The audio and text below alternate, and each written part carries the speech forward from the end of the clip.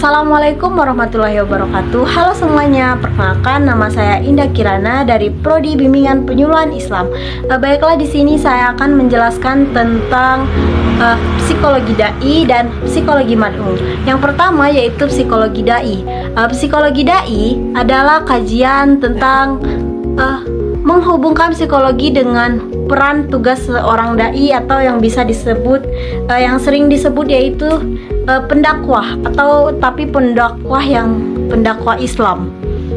Psikologi dai berfokus pada pemahaman tentang kondisi mental, emosional, dan spiritual dari seorang dai serta audiens yang dihadapinya dalam konteks penyampaian dakwah. Dengan memahami aspek psikologis, seorang dai dapat lebih efektif dalam menyampaikan pesan Islam dengan cara yang lebih tepat, empatik, dan relevan bagi pendengarnya. Baiklah, beberapa poin penting dalam psikologi dai antara lain yang pertama yaitu pemahaman tentang psikologi audiens. Seorang dai harus memahami tentang kondisi psikologis, latar belakang, dan kebutuhan audiensnya. Misalnya, dakwah kepada remaja berbeda pendekatannya dengan dakwah orang tua, atau dakwah kepada orang yang baru memeluk Islam atau mu'alaf memerlukan pendekatan yang lebih lembut dan mendasar. Pemahaman ini penting agar pesan yang disampaikan dapat diterima dengan baik oleh audiens dan dapat menyentuh hati audiens. Yang kedua yaitu empati dan komunikatif. Dalam psikologi dai, empati adalah kemampuan memahami perasaan dan kondisi orang lain. Seorang dai harus menempatkan diri dalam situasi audiensnya untuk memberikan pesan yang relevan. Selain itu, keterampilan komunikasi yang efektif seperti penggunaan bahasa yang sederhana, gestur yang baik, dan kemampuan yang mendengarkan sangat penting untuk menyampaikan dakwah secara menyentuh dan membangun hubungan dengan baik dengan audiens. Yang ketiga yaitu pengendalian diri. Seorang dai juga perlu memiliki kontrol diri yang kuat dalam menghadapi berbagai situasi. Misalnya, ketika menghadapi audiens yang tidak setuju atau menolak dakwanya, dai harus bisa mengelola emosinya, tetap tenang, dan menggunakan pendekatan yang bijaksana. Ada motivasi dan kebahagiaan dalam berdakwah. Dai harus memahami motivasi dalam dirinya sendiri.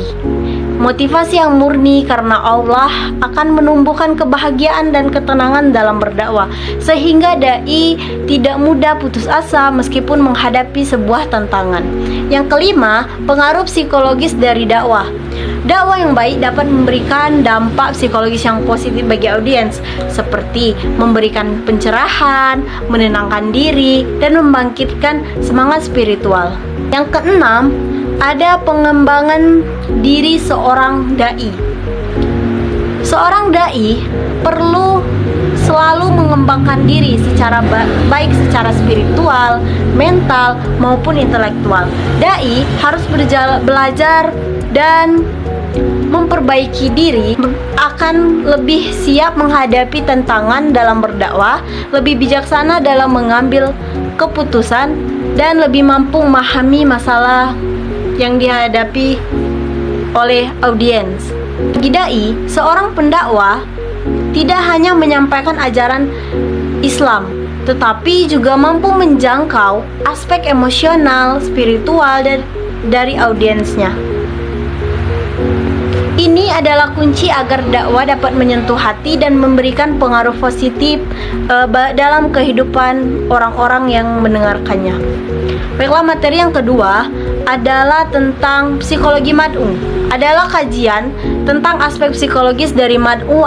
Mad'u itu bisa disebut sebagai audiens atau orang yang mendengarkan dakwah tersebut atau orang yang menerima dakwah tersebut. Dalam konteks dakwah, pemahaman tentang psikologi mad'u sangat penting untuk memastikan bahwa pesan yang disampaikan oleh dai diterima dengan baik dan dapat mempengaruhi perubahan perilaku dan pola pikir secara positif. memahami kondisi psikologis mad'u, memungkinkan dai menyesuaikan metode pendekatan dan bahasa agar lebih efektif dan relevan, atau bisa disebut itu kayak biar lebih mudah dipahami dengan menggunakan bahasa-bahasa yang sederhana dan mudah dipahami oleh seorang mad'u atau pendengar dakwah tersebut. Ada beberapa konsep dalam psikologi mad'u, yaitu yang pertama yaitu latar belakang psikologi mad'u. Setiap mad'u memiliki latar belakang psikologis yang berbeda, tergantung faktor seperti usia, pendidikan, pengalaman hidup, dan kondisi emosional. Yang kedua yaitu kebutuhan psikologis mad'u. Mengetahui kebutuhan psikologis mad'u adalah kunci untuk menyampaikan dakwah yang efektif. Mad'u memiliki berbagai kebutuhan psikologis seperti kebutuhan untuk diterima, kebutuhan akan makna, kebutuhan akan pengakuan, dan yang ketiga ada kondisi emosional mad'u. Setiap mad'u memiliki kondisi emosional yang berbeda seperti kecemasan, stres, kebahagiaan, atau bahkan kesedihan yang akan mempengaruhi bagaimana mereka merespon dakwah. Dai perlu peka terhadap kondisi emosional ini agar dapat menyesuaikan pendekatan dakwah, baik itu dengan memberikan penghiburan, motivasi, atau penguatan spiritual sesuai kebutuhan mad'u. Yang keempat, faktor sosial dan budaya. Faktor sosial dan budaya juga mempengaruhi psikologi mad'u. Nilai-nilai budaya yang dipegang oleh mad'u akan mempengaruhi bagaimana mereka merespon ajaran Islam. Yang kelima, tingkat pengetahuan agama. Pemahaman agama yang dimiliki oleh mad'u sangat beragam. Ada mad'u yang memiliki pengetahuan agama yang mendalam, dan ada pula yang hanya memiliki pengetahuan dasar. Dai harus menyesuaikan penyampaian dakwah sesuai dengan tingkat pengetahuan ini. Yang keenam ada resistensi dan sikap defensif mad'u. Mad'u tidak selalu siap menerima dakwah, terutama jika mereka merasa terancam atau dipaksa. Yang ketujuh ada proses perubahan psikologi. Salah satu tujuan dakwah adalah membawa perubahan dalam keyakinan, sikap, dan perilaku mad'u. Perubahan ini memudahkan proses psikologis yang bertahap karena mengubah pola pikir dan keyakinan bukanlah hal yang instan. Yang kedelapan ada perbedaan generasi dan dalam psikologi mad'u. Perbedaan generasi juga mempengaruhi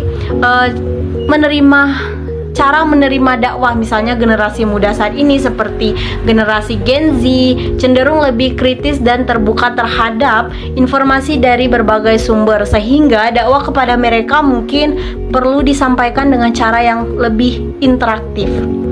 Yang kesembilan adalah kecerdasan dan emosional mad'u. Setiap mad'u memiliki tingkat kecerdasan emosional yang berbeda. Kecerdasan emosional yang mencakup kemampuan memiliki untuk mengelola emosi, berempati, dan menghadapi stres.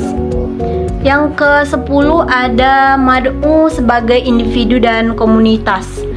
Dalam psikologi mad'u, perlu diperhatikan bahwa mad'u dapat memahami sebagai individu maupun dari bagian komunitas. Dakwah kepada individu perlu bersifat personal, sementara dakwah kepada komunitas harus mempertimbangkan dinamika kelompok. Psikologi mad'u kemungkinan dai untuk menyampaikan dakwah dengan lebih efektif, empatik, dan relevan dengan memperhatikan latar belakang, kebutuhan, dan kondisi psikologis mad'u. Pesan dakwah lebih menyentuh hati, motivasi perubahan positif, dan mengarahkan mereka menuju penghayatan agama yang lebih mendalam. Baik, mungkin itulah yang dapat saya jelaskan tentang materi psikologi dai dan psikologi mad'u. Saya akhiri. Wassalamualaikum warahmatullahi wabarakatuh. Dadah, see you guys.